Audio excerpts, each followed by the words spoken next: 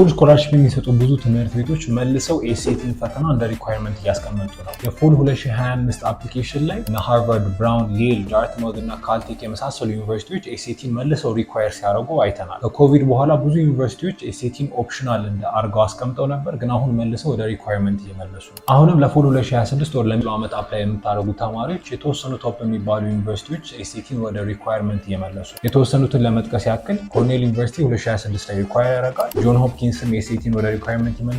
ስታንፈርድም እንደዛው። ብዙ ሰው ለረዥም ዓመት ኤስኤቲ ቴስት ኦፕሽናል ሆኖ ይቀጥላል ብሎ ኤክስፔክት እያደረገ ነበር፣ ግን እንደምታዩት ብዙ ዩኒቨርሲቲዎች ትሬንዳቸው ወደ ኤስኤቲ ፈተና የመመለስ ነገር ነው የሚያሳዩ።